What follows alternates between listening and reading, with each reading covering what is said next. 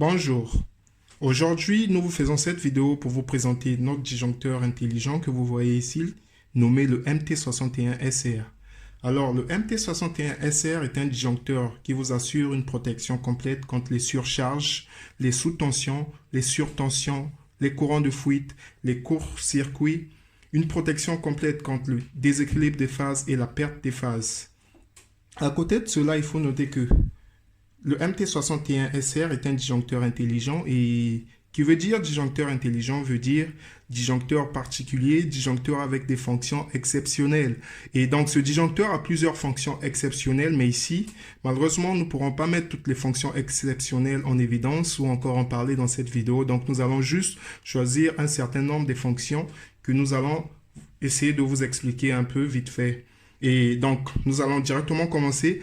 La première particularité de ce disjoncteur, c'est qu'il assure une surveillance en temps réel de votre installation électrique et après analyse des défauts, les événements enregistrés au niveau de votre installation électrique seront affichés au niveau de cet écran que vous voyez ici.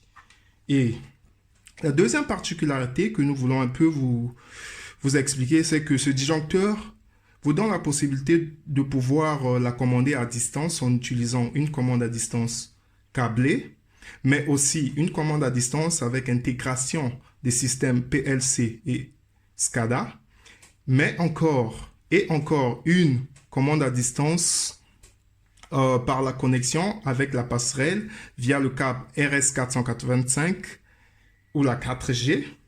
À côté de cela, il faut aussi noter que vous avez cette possibilité avec notre disjoncteur de pouvoir ajuster les valeurs de tension de protection. Je veux dire par là, donc vous pouvez ajuster une valeur de tension maximale et une valeur de tension minimale de telle sorte que lorsque le disjoncteur va détecter une tension d'entrée qui n'est pas dans cet intervalle défini, qui est soit supérieure à la tension maximale que vous avez définie ou encore inférieure à la tension maximale que vous avez définie, le disjoncteur va isoler le circuit automatiquement.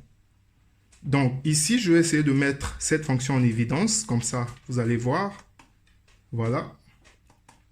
La première des choses, on a ici les settings, vous allez rentrer pour pouvoir avoir l'accès à nos paramètres. Il y a un mot de passe qu'il faut faire entrer, donc on fait rentrer le mot de passe. C'est 9988. Une fois que vous avez fait rentrer le mot de passe 9988, vous aurez accès aux paramètres. Donc je vais définir ma tension de coupure, ma valeur de tension maximale, ma valeur de tension maximale. Donc je vais définir ma valeur de tension maximale à 275. Ma valeur de tension maximale, je vais la définir à 275. Et voilà.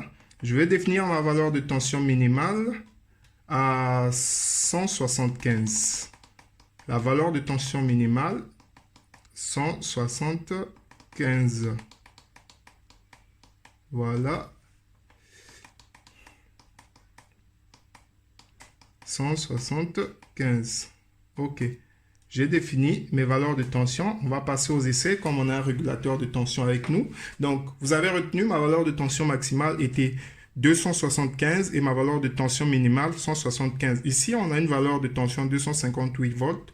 Le disjoncteur est fermé. C'est normal car cette tension est comprise dans cet intervalle.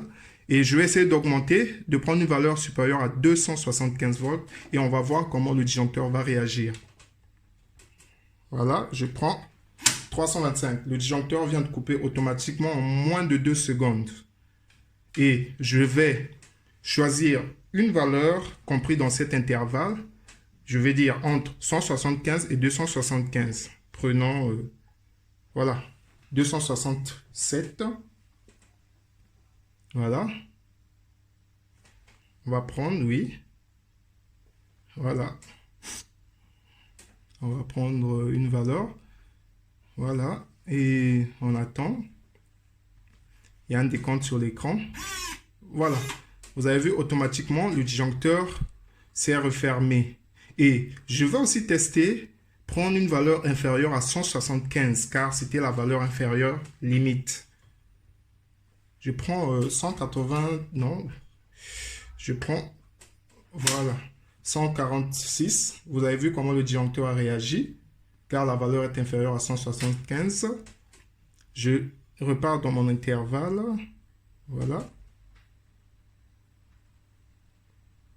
Il y a un décompte qui s'est lancé sur l'écran. Voilà, automatiquement, le disjoncteur s'est refermé.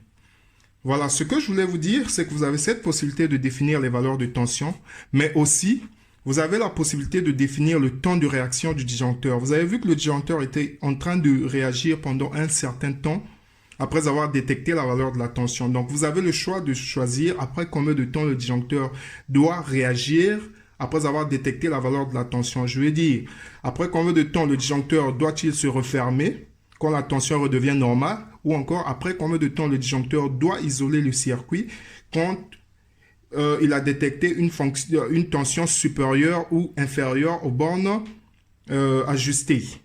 À côté de cela, il faut aussi noter que vous avez cette possibilité-là de définir la valeur de tension, la valeur de courant de fuite maximale, de telle sorte que lorsque le disjoncteur détecte une valeur de courant de fuite supérieure à la valeur ajustée, automatiquement, le disjoncteur va isoler le circuit.